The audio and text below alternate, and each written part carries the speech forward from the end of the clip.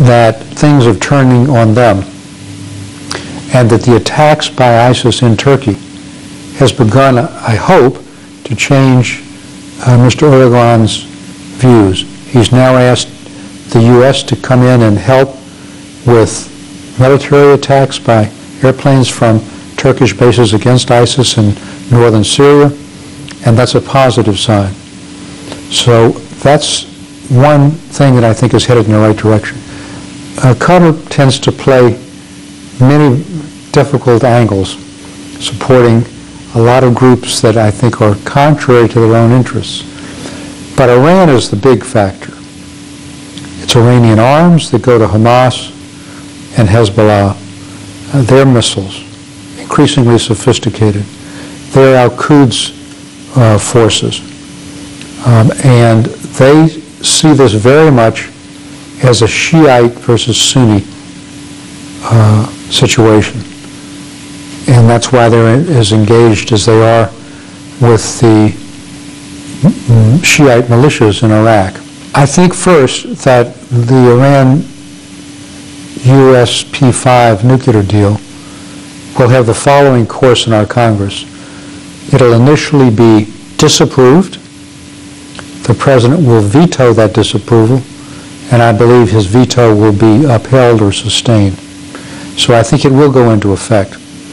Now, everyone knows that one of the gaps in the agreement, and it's an agreement that I have supported as the head of a task force on Iran for the Atlantic Council, is that Iran will get a substantial amount of money when the freeze of sanctions goes off.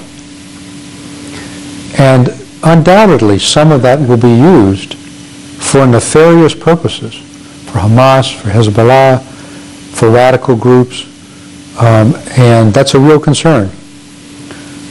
I think it's very important that we separate the nuclear deal, which does at least retard Iran's ability to get a nuclear weapon, from their other activities. And we need to be as aggressive as we can be in continuing to counter Iranian influence in the region, which is almost entirely negative. Now, there are some overlaps in some places, but in general, their relationships in the region are negative and destabilizing. So I hope that we won't use the agreement as a way of somehow joining forces with Iran. That would be a serious mistake, and I don't think there's a desire by the administration to do that. سفير ايزنستات، هل ترى افقا ومجالا اكبر للتعاون بين الولايات المتحده ومصر وبعض الدول العربيه في مواجهه الارهاب المتزايد؟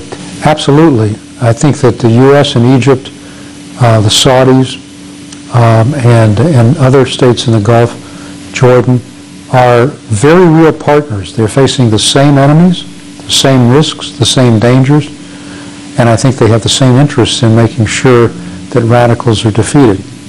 It's very difficult for countries like Egypt to have economic development, to have the tourism that you need when you have that kind of instability, when you don't control the whole northern Sinai piece.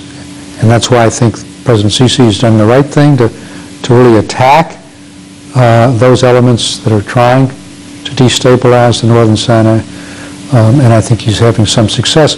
But the U.S. has to make it clear, as we did not when we had the, in effect, freeze on arms, but as now we've opened the pipeline, I think we're really making it clear we're on the same track and that we need Egypt and Egypt needs us to be successful in fighting terrorism.